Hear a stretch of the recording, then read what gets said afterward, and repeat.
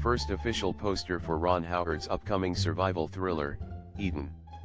The film stars Sydney Sweeney, Ana de Armas, Vanessa Kirby, Jude Law, and Daniel Bruhl. Stuck on an island with Ana de Armas, Sydney Sweeney, and Vanessa Kirby. Oh, the horror. It simply is not fair that Jude Law can be balding for about 2.5 decades and still be more handsome than the rest of us. That's one attractive cast. Good-looking people, the movie. In Aquaman, 2018, Aquaman mind controls the shark cavalry to turn against their riders. By Aquaman and the Lost Kingdom, 2023, Atlantis has switched to robotic sharks. I want sharks with freaking laser on their heads. I just realized I don't remember anything about the Aquaman movies. Do you think Ron liked Lavender, or was he just using her to make Hermione jealous? To put it plainly, I think he liked the attention she gave him and that he finally felt like he was like his friends, who were getting some action already. I don't think there's anything particular about her as a person that he cared about. Speaking as a former teenage boy, it can be really thrilling if a girl suddenly starts giving you attention.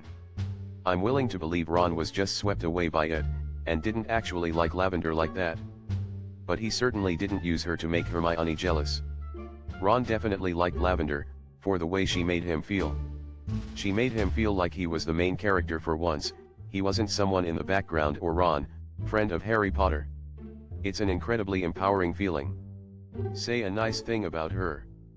She prompted Snape to say the funniest thing he ever said. Obviously. She was organized and consistent. She gave us the best McGonagall moments. She impressively somehow got the fandom to consider her more evil than the actual terrorists/mass murderers. The original Daredevil show from Netflix saw a 153% boost in watch time following the rollout of Born Again.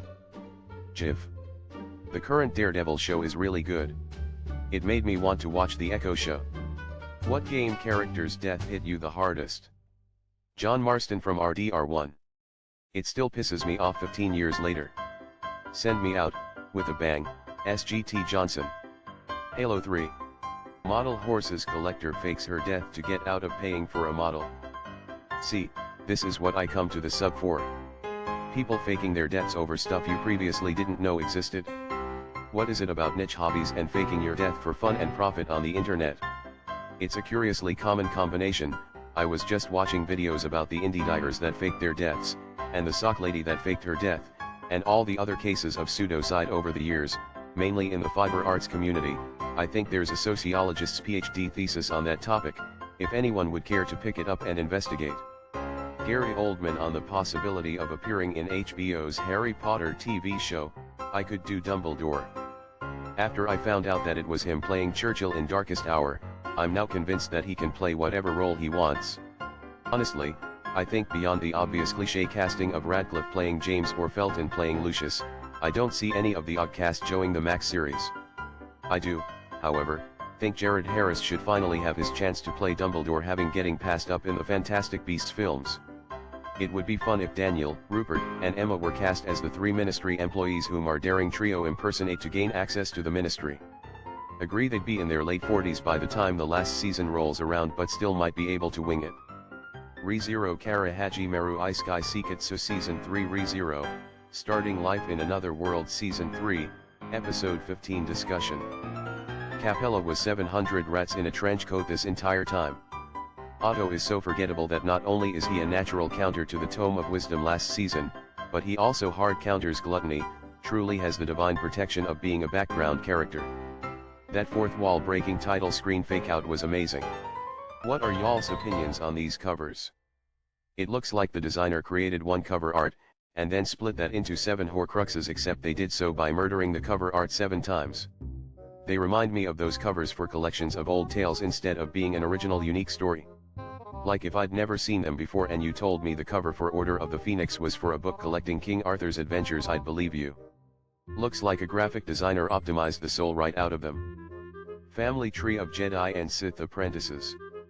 Kind of funny seeing Palpatine being killed twice here. Have you ever heard the tragedy of Darth Squidward the Wise? What this artist got against Obi-Wan Man? In Dune, Part 2, 2024, Paul defeats Fate Radha using the same maneuver Gurney teaches him in Part 1's training scene. A tricky little maneuver called winning the fight. Ah, but look down, my lord, you'd have joined me in death, Gurney says to Paul as he slides the dagger through the shield near Paul's stomach. Paul catches a glimpse of stabbing fate in the stomach while talking about a narrow way through after the water of life, and now he can walk the line between life and death with confidence of clarity. By sticking him with the pointy end? Jenna Ortega says one of her first jobs was on Iron Man 3, but Marvel took all my lines out, they even took my name away. She was trying to change the subject and politely say she wasn't interested, all the while laughing. Some people are taking this way too seriously. This happens in movies. Is just me, or did the HP movies really lean into Harry x Hermione? It's probably more due to the fact the movies largely sidelined Ron as a character than anything else. Even gave some of his moments to Hermione, if I recall. He was the third wheel in the Golden Trio. I've always read it as a platonic friendship. But I definitely understand the questions. I think it's the lack of chemistry between Daniel Radcliffe and Bonnie Wright that had everyone preferring the Harry and Hermione relationship. I love Deathly Hallows because it shows how, yes, you can have a best friend of the opposite gender and it doesn't have to end in a relationship. The dancing scene always makes me tear up. Like and subscribe.